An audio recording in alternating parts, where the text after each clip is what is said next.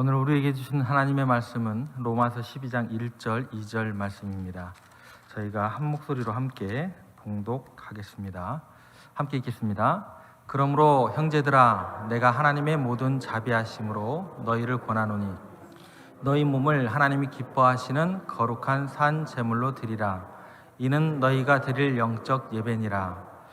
너희는 이 세대를 본받지 말고 오직 마음을 새롭게 함으로 변화를 받아 하나님의 선하시고 기뻐하시고 온전하신 뜻이 무엇인지 분별하도록 하라. 아멘. 오늘 말씀의 제목은 예배의 영광이라는 제목으로 함께 은혜를 나누고자 합니다. 우리들이 살아가면서 이제 뭔가 좋은 것을 만나고 또 좋은 것을 경험하게 되면 정말 좋다라는 그 감탄사와 함께 우리 자신 혼자만으로 만족하지 않게 되는 게 우리의 삶인 것 같습니다. 정말 좋다, 같이 하자, 누구에게 꼭 권하는 어떤 그런 우리들의 모습이 있게 되더라는 것입니다. 여러분들 혹시 가족에게 또 친구들에게 직장 동료들에게 요즘 어떤 것을 권하고 계십니까? 저는 자전거를 참 좋아합니다. 그래서 특별히 청년들에게 자전거에 대한 얘기를 참 많이 합니다. 물론 말씀 이야기도 종종 하곤 합니다. 오늘 본문에서 보면 사도 바울이 우리에게 간절히 권면하는 어떤 그런 내용이 등장하게 됩니다. 어떤 것을 권면할까요? 1절 말씀으로 우리가 한번 가보겠습니다. 그러므로 형제들아, 내가 하나님의 모든 자비하심으로 너희를 권하노니 너희 몸을 하나님이 기뻐하시는 거룩한 산 제물로 드리라. 이는 너희가 드릴 영적 예배니라. 우리에게 지금 사도 바울이 간절히 권면하는 것은 영적 예배를 드려라 라고 이렇게 이야기를 하고 있습니다. 예배가 정말 중요하다는 지금 이야기를 하고 있는 사도 바울입니다. 사도 바울은 그러면 왜 이렇게 예배를 우리들에게 권하면서 강조하고 있는 것일까요? 예배라는 것은 인간의 존엄성을 보존해주는 가장 위대한 시간이 되기 때문에 그렇다라는 것입니다. 이렇게 바꿔 이야기할 수도 있습니다. 예배를 드리는 사람은 그 시간 가운데 영광스럽고 존귀해지기 때문이다라는 것입니다. 우리가 살아가면서 아무리 긍정적인 어떤 마인드를 가진 사람이다 할지라도 주위 환경이나 또 사람들로 인해서 마음의 흔들림 또 상처를 우리가 입게 되는 것을 종종 경험하게 됩니다. 여러 가지 이유가 있을 것입니다. 그런데 그 중에 외모나 또 성격 또 혹은 학력이나 또 집안 형편의 문제 때문일 수도 있고 때로는 특별한 이유가 없음에도 불구하고 우리는 어려움을 겪기도 하곤 합니다. 그런데 이렇게 지속적으로 우리가 어떤 그 외부의 어떤 타격, 상처를 받게 되다 보면 우리 마음 가운데 하나가 싹트기 시작합니다. 어떤 단어일까요? 열등감이라는 그 씨앗이 우리 가운데 싹트기 시작하고 그것이 점차 우리 가운데 뿌리 내리기도 하더라라는 것입니다. 이 문제의 해결을 사회 심리학적인 측면으로 접근해 보면 한 사람의 인격이요, 많은 사건, 또 상황, 또 죄, 상처 속에서 자기의 존엄성을 상실하지 않고 든든하게 자아를 확립해 나갈 수 있는, 지킬 수 있는 방법이 있다고 한다면 그것은 뭐냐면 자기 존재 가치를 위대한 영웅에게 투사를 시키는 거예요. 나보다 남다른 특별한 사람에게 영웅에게 투사를 해서 그들을 높이고 그들을 찬양함으로써 자기에게 닥친 그 현실의 그 고통과 아픔을 잠시 잠깐 잊을 수 있다라는 것입니다. 이게 무슨 이야기인지 영화나 드라마를 생각해 보면 우리들에게 마음에 확 와 닿을 수 있다라는 것입니다. 우리가 영화를 보게 되면 굉장히 몰입해서 즐겁고 기쁘고 재밌게 보는 이유가 뭘까요? 화려한 그 화면 때문만이 아니다라는 것입니다. 근본적으로는 이런 것이다라는 거예요. 영화를 보는 내내 그 주인공은 저랑 생긴 게 전혀 똑같지가 않습니다. 전혀 다릅니다. 그 주인공의 능력은 저랑 전혀 다른데도 불구하고 그 영화를 보는 내내 자기를 우리는 뭘로 착각을 하게 되나요?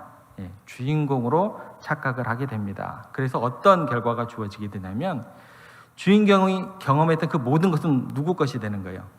그 시간 또 그 영화를 보고 난 이후에도 잠시 잠깐 제 것이 되는 것입니다. 그렇게 착각을 하게 되더라는 것입니다. 그러다 보니까 영화를 보고 나면 우리 가운데 여운이 또 감동이 많이 남게 됩니다. 자기 자신을 거기에 투사해서 보니까 자기 존재감을 그 시간 또 그 이후에 어느 정도의 일정한 시간 동안 회복하게 되고 또 영화를 보는 그 시간은 너무너무나 즐겁고 기쁜 시간이 되더라라는 것입니다. 이것과 감히 비교할 수도 없는 것이 우리들의 예배의 모습이다라는 것입니다. 우리들이 예수 그리스도를 찬양하고 그분의 이름을 높이는 그 순간 우리들은 영적인 존재로서의 그 감각을 회복하게 된다라는 것입니다. 거룩한 하나님을 높이면서 내가 이 땅에서 비록 시달리고 있지만 비록 사람들에게 멸시를 받는 것 같지만 그 자아가 나의 전부가 아니구나. 나는 영이신 하나님을 예배하는 존재구나.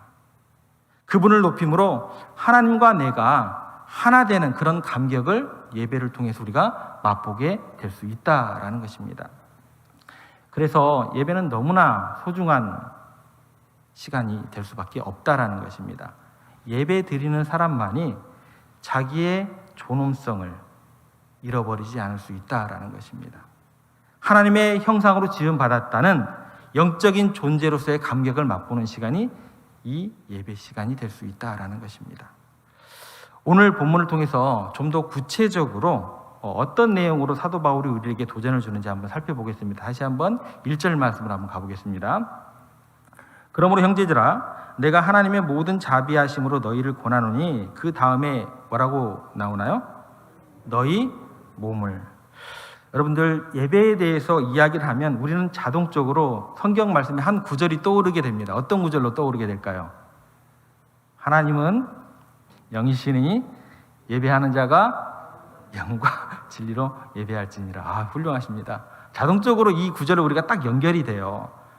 자, 영과 진리로 예배하라는 이 말씀이 떠오르면서 너희의 영을 혹은 다른 말로 좀 바꾸면 너희의 정신을 하나님께 제물로 드려라, 예배로 드려라 이렇게 나오는 게 맞을 것 같아요. 그죠?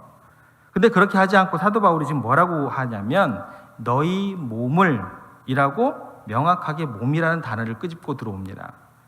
그런데 이거를 조금 더 원어적으로 우리가 접근을 해보면 너희 몸, 이건 단수입니다. 단수가 아니고 너희 몸들을 해서 사도 바울은 복수로 표현합니다. 이걸 종합해보면 이렇게 정리할 수 있습니다. 예배드리는 것은 너희의 몸들로 드리는 거다. 이렇게 이야기를 하고 있습니다. 왜 이렇게 이야기를 했을까요? 사도 바울은 그 의미가 굉장히 우리들에게 깊게 다가온다라는 것입니다. 왜 그러냐면 이 본문 앞에 지금 12장입니다. 본문 앞에 로마서 9장부터 11장에 로마 교회에서 발생했던 심각한 문제가 이제 언급이 됩니다. 반영이 됩니다. 로마 교회 안에 소수의 유대인 크리스찬들이 있었고요. 다수의 이방인 크리스찬들이 섞여 있는데 이 기득권, 이 두 세력 사이의 기득권 싸움이 굉장히 치열합니다. 여기만 그치는 게 아니고 또 어떤 그 싸움이 있었냐면 약한 자, 강한 자, 율법주의자, 은혜 중심자 이런 엄청난 갈등들이 있었습니다. 그 갈등들을 사도 바울이 언급을 하면서 해소하기를 원했던 그런 기록이 로마서입니다. 그러면서 사도 바울이 지금 이야기하는 것은 뭐냐면 예배란 무엇인가? 라는 그 질문에 대해서 너희의 각각 다른 모습들, 다른 몸들이죠. 다른 모습들, 사회적 지위와 또 성별, 또 출신과 경제적인 그런 차이에도 불구하고 너희들의 몸들이 와서 그 몸들로 드리는 게 예배다라고 지금 이야기를 하고 있습니다. 그러면 이게 왜 인간의 존엄성을 회복하는 건가? 우리가 한번 생각을 해보겠습니다. 우리는요, 예배드리러 들어오는 이 순간, 예배당에 딱 들어오는 순간부터 하나님의 거룩하심 앞에서 똑같이 죄인인 것을 다 인정하게 됩니다. 우리는 죄인이다라고 고백을 하게 됩니다. 또한 동시에 그리스도의 보배로운 피로 우리 모두 다 의인이 된 것을 또한 고백하게 됩니다. 죄인인 동시에 의인.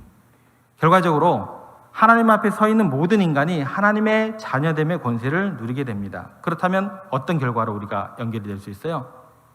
차이가 없어집니다. 여기에서 인간의 존귀함이 회복이 된다라는 거예요. 차이가 없기 때문에. 세상에서 그렇게 시달리다가 부준일하다가 사람들에게 무시당하다가 문 열고 여기에 딱 앉는 순간 우리는 어떤 권세 가운데 놓이게 됩니까? 하나님의 자녀됨의 권세로 내가 원래 어떤 존재인지 깨닫게 되고 하나님의 형상대로 지음받은 그 영광을 누리게 됩니다. 이것이 놀라운 은혜다라는 것입니다. 이 내용을 성경에서 한번 찾아보겠습니다. 모세가 바로 왕에게 가서 이런 이야기를 합니다. 이스라엘 백성을 내보내라 라고 이야기를 해요. 우리가 광야에서 하나님을 예배할 것이다. 예배 드릴 수 있도록 우리를 내보내라고 모세가 바로 왕에게 가서 이야기를 합니다. 바로가 허락을 했을까요? 안 했을까요? 바로가 허락을 하지 않습니다. 허락을 하지 않는 이유가 있습니다. 왜냐하면 고대 군동에는 왕이 신의 대리인입니다. 그러니까 왕이 신이나 마찬가지예요.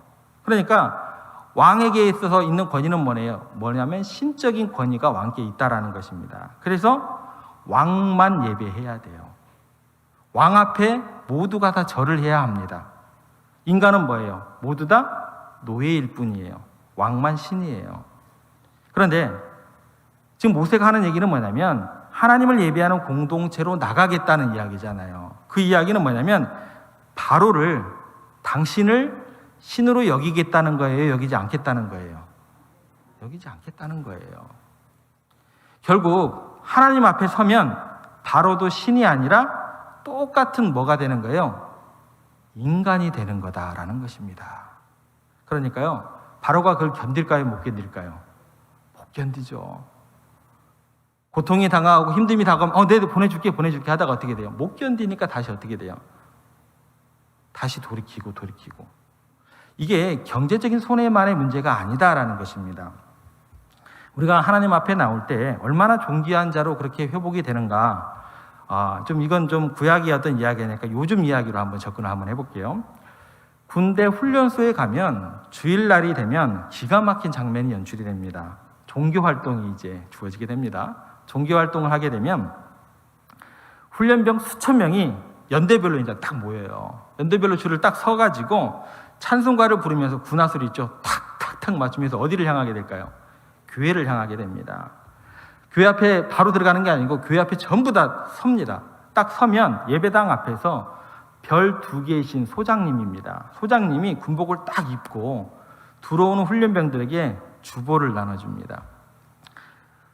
훈련소에서 훈련병이 어떤 존재냐면 머리는 빡빡 밀고 아주 밉게 깎고 빡빡 밀고 민간인도 아니고 군인도 아니에요. 계급장도 없어요. 번호밖에 없어요. 그러니까 아주 이상한 존재들입니다. 훈련병들은. 그런데 그렇게 들어오는, 그렇게 대기하는 그 훈련병들에게 이 별 2개 달린 분이 어서 오세요 라고 친절하게 인사를 하면서 주보를 나눠주는 겁니다. 그때 훈련병들은 계급에 대한 어떤 그런 개념이 잘 없어서 웬 아저씨가 인사를 하면서 어떤 종이를 나눠주는구나 라고 이렇게 생각하고 들어갑니다. 그 뒤에요, 누가 따라오냐면 무궁화들이 따라와요. 대령들이 따라옵니다. 연대장들이 따라와요. 이 사람들은 어떻게 들어갈까요? 별 2개가 앞에서 인사를 하고 주보를 나눠주면 어쩔 줄을 모르죠. 벌벌벌 떠는 어떤 그런 장면들이 연출가 됩니다. 다시 예배당으로 들어가서 앉을 때도 더 기가 막힌 광경이 연출이 됩니다. 소장님 자리가 별 2개의 자리가 따로 있는 게 아니에요. 그냥 아무 데나 앉으세요. 훈련병들이 개념이 있을까요? 없을까요? 그냥 그 소장님 옆에 가서 덜썩덜썩 주저앉아요. 그 연대장들은 그 옆에도 못 앉고 뒤에 앉아요. 그분들은 어떻게 앉을까요? 벌벌벌 떨면서 앉게 되더라는 것입니다. 하나님의 나라가 어떤 곳이냐? 별을 단 사람이 계급장 없는 사람과 나란히 앉아서 똑같이 일어났다, 앉았다, 일어났다, 앉았다. 그리고 손을 잡아요. 그리고 인사하고 서로 축복하는 것이 하나님의 나라입니다. 예배 드릴 때 우리는요, 사람을 높이는 게 아니라 모두가 하나님 앞에 서 있기 때문에 모든 사람이 다 같아지는 그런 놀라운 경험을 하게 됩니다. 세상에서 경험하지 못한 그런 영광의 시간이 그 예배를 통해서 우리 가운데 주어지게 되더라라는 것입니다. 예배 드릴 때만 그래서 우리는 겸손해질 수 있습니다. 예배 드릴 때만 우리는 존귀해질 수 있습니다. 이것이 얼마나 놀라운 특권인지 모릅니다. 그래서 너희의 몸들로 예배 드리라고 이렇게 사도 바울이 우리에게 이야기를 해주고 있습니다. 여러분들, 나 혼자 예배 드릴 때는 이 영광을 경험할 수 있을까요? 없을까요? 모두 다 같아지는 그런 영광을 경험할 수 있을까요? 없을까요? 나 혼자 예배 드릴 때 없습니다. 절대적으로 그런 영광을 경험할 수 있는 자리가 아니다라는 것입니다. 나 혼자 예배 드릴 때는. 함께 모여서 예배 드리는 이곳이 그 영광을 경험하는 자리가 될 수 있다라는 것입니다. 그래서 이 자리가 너무나 귀한 거예요. 그래서 인간의 존엄성이 회복되는 그런 감격을 이 시간에 여러분들은 누리고 계신다라는 것입니다. 이처럼 하나님을 예배하라는 것은 뭐냐면 우리에게 너무나 크고 놀라운 은혜의 소식이다라는 것입니다.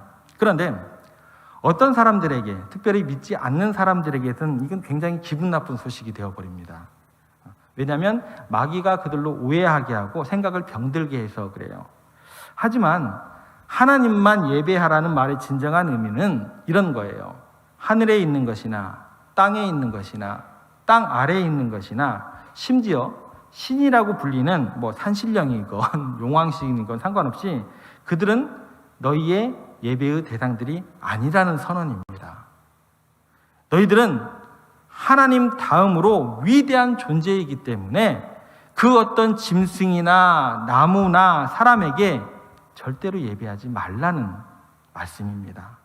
심지어 천사에게마저도 예배하지 말라는 것입니다. 너희들이 어떤 존재인데, 하나님의 형상으로 지음받은 하나님의 자녀들인데 왜 썩어지고 없어질 것들을 두려워하느냐는 거예요. 그것들을 지배하고 다스리라는 하나님의 축복의 말씀이다라는 것입니다. 그러니까 하나님을 예배하는 순간 인간은 모든 악의 세력, 신적인 존재들, 그리고 두려운 존재들부터 우리는 자유함을 얻는 시간이 될 수 있다는 것입니다. 예배하는 순간이 가장 고결해지는 그런 순간일 수 있다는 것입니다. 그렇다면 하나님께서는 우리가 도대체 무엇이 간데 이렇게 존귀하게 여기실까요? 제가 잘을 보더라도 항상 부족한 사람일 수밖에 없잖아요. 그런데 하나님께서 그렇게 보시지 않는다라는 거예요. 왜일까요? 그것은 예배 드릴 때마다 예수 그리스도의 구속의 은혜가 선포되기 때문에 그렇습니다. 하나님의 아들이신 예수님이 나 같은 죄인을 위해서 내 죄값을 대실 치르는 속죄의 어린 양으로 그렇게 내어줌이 되고 내가 그 안에서 자유롭게 되었다라는 것입니다. 그래서 나라는 사람의 가치는 나의 성공이 결정하는 게 아니에요. 나라는 사람의 가치는 내 사회적인 지위가 결정하는 게 아니에요. 나라는 사람의 가치는 내 연봉이 결정하는 게 아닙니다. 내 직업이 결정하는 게 아니에요. 나의 가치는 하나님이 독생자를 포기할 만큼 예수님만 귀하게 여기는 존재요. 그 가치가 있다는 것입니다. 그래서 예배 드리는 동안에 우리는 자신이 얼마나 하나님 앞에 소중한 존재인지를 경험할 수밖에 없다라는 것입니다. 내가 하나님께 얼마나 잊혀질 수 없는 존재인지, 얼마나 그리운 존재인지 그것을 우리가 예배를 통해서 알게 됩니다. 여러분, 하나님 앞에 나와 예배드림으로 이 영광과 존귀함을 다시금 회복하시는 여러분들 되시기를 간절히 소망합니다.